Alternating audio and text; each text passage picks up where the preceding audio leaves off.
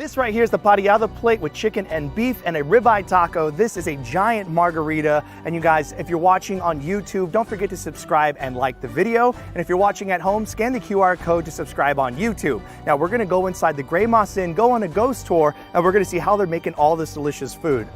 Let's go check it out.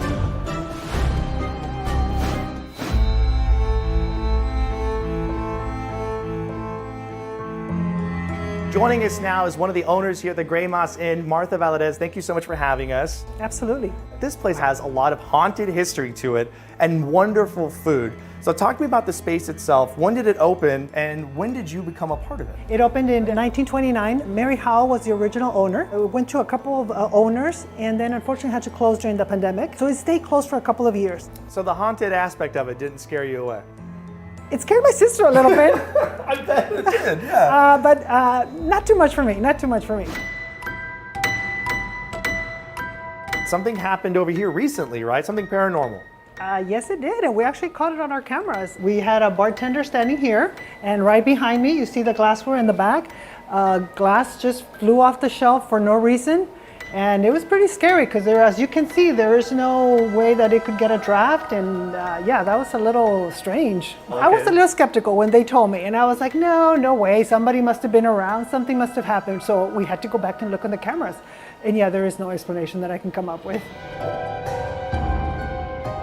Actually, this is primarily where things kind of have happened. This is from all the stories that I have heard.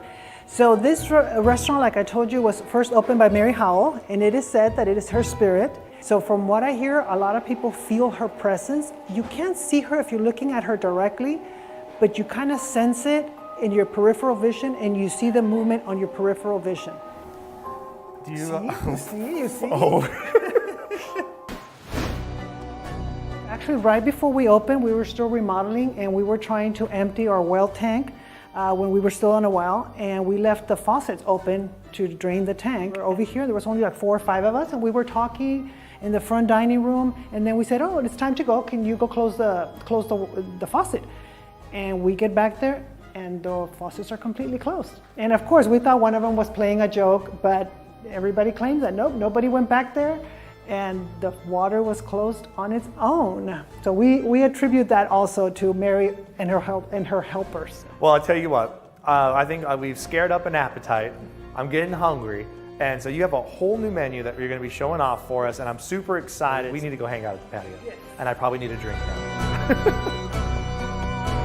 Now we're at the outside dining area, and right in front of us, y'all really just blew me away. I mean, everything just looks so delicious. I think every cuisine has some form of milanesa, and ours is, this is a milanesa, and what's special about it is that we make it with filet mignon, whereas traditionally it's made with sirloin steak. Now, if you're feeling extra hungry, parrillada plate. Yes, that's traditional fajitas. So right here we have chicken and beef, and of course it comes with rice, and you can't have fajitas without borracho beans.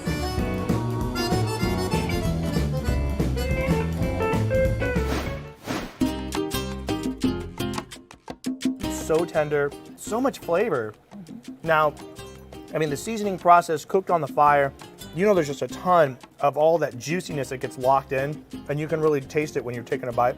And that pepper's pretty hot. Now on this table, because it's not just one table, y'all, you have the queso flameado.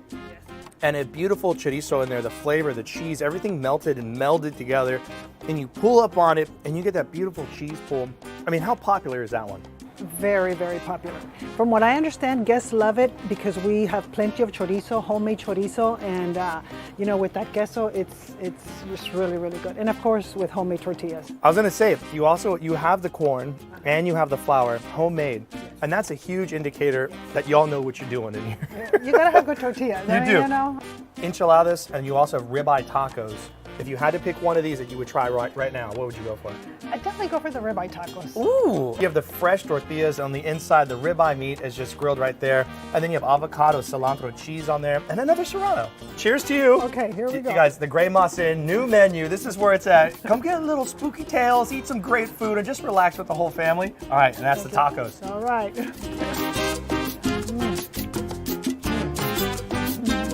Outstanding. Oh my goodness. Texas Eats is coming right back after the break.